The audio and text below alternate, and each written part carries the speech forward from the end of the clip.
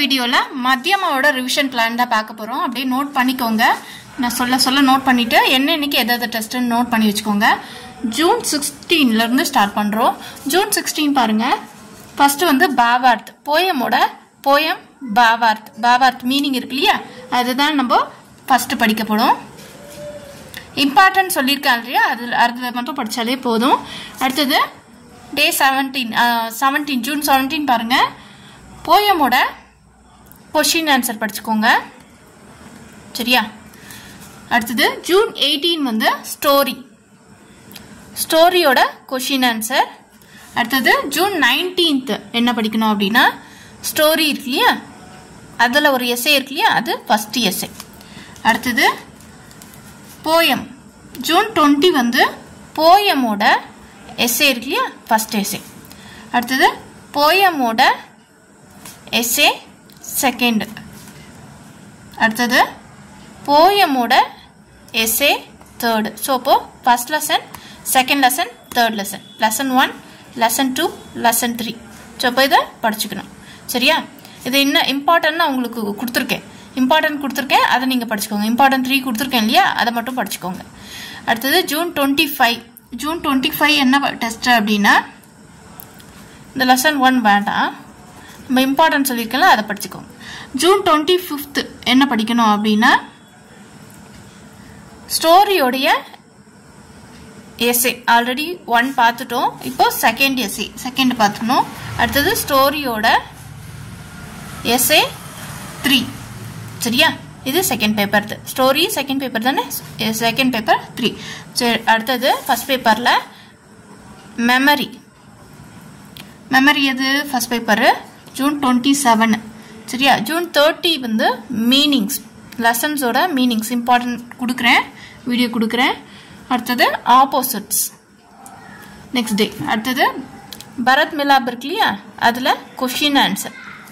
அடுத்தது match,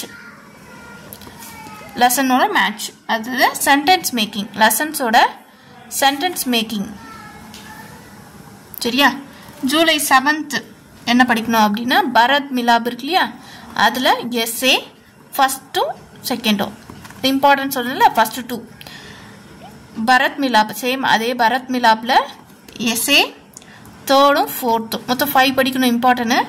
so அப்போ Bharat Milap S A 5th 1. So அப்போ 5 வந்து இம்பார்ட்டன்ட் சொல்லியிருக்கேன், ஃபர்ஸ்ட் செகண்டும் தேர்ட் 4th 5th இம்பார்ட்டன்ஸில் இருக்கு இல்லையா, அதை படித்தாலே போதும்.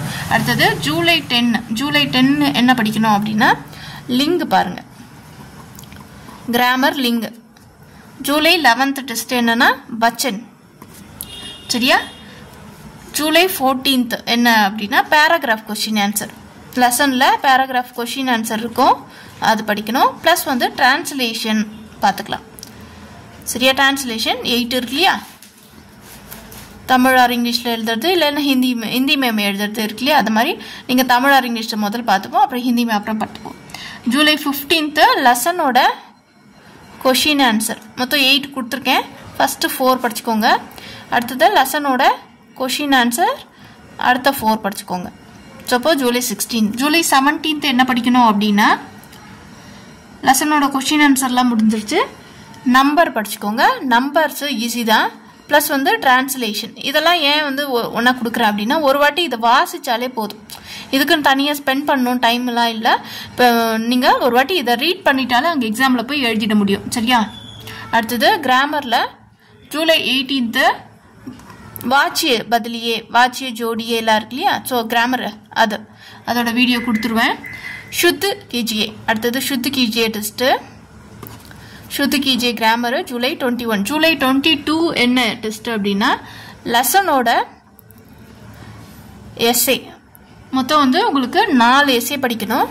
சப்போ அப்படியே தொடர்ந்து படிச்சிடலாம். ஜூலை 23 லெசனோட எஸ்ஏ செகண்ட் 1, லெசனோட எஸ்ஏ தேர்ட் 1, லெசனோட எஸ்ஏ ஃபோர்த் 1, சரியா? இதில் அடுத்தது ஜூலை 28 வந்து உருது இருக்கு இல்லையா, அது படிச்சுக்கோங்க. Question answer Urdu question answer important கொடுத்துருப்பேன் இல்லையா, அது அடுத்தது ஜூலை 29 வந்து கான்வர்சேஷனில் ஃபஸ்ட்டும் செகண்டும் படிச்சுக்கோங்க.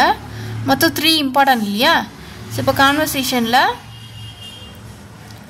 தேர்ட் ஒன்று ஜூலை 30 படிச்சுக்கோங்க. அடுத்தது ஜூலை 31 என்ன படிக்கணும் அப்படின்னா லெட்டர் ரைட்டிங் பார்த்துக்கலாம். லெட்டரு ஃபஸ்ட்டும் செகண்டும் படிச்சுக்கணும். Letter writing third. ஸோ இப்போ 3 இம்பார்ட்டன்ட்டு அது படிச்சுக்கோங்க.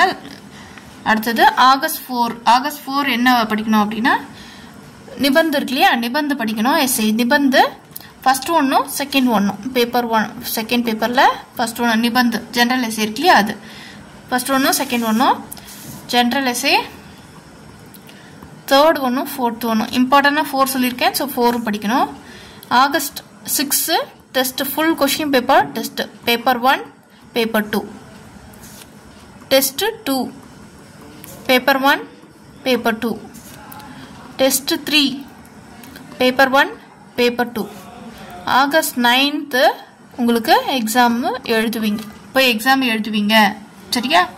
ஸோ அதனால் என்ன பண்ணணும் 8 வரையும் என்னன்னைக்கு எக்ஸாம் டெஸ்ட்டுன்னு சொல்கிறோன்னா அன்னைக்கு டெஸ்ட்டை நீங்கள் எழுதிடணும் சரியா? இது எப்படி பிளான் பண்ணியிருக்கேன் அப்படின்னா வீக்லி 5 டேஸும் நீங்கள் டெஸ்ட் எழுதுகிற மாதிரி இருக்கும் சரியா?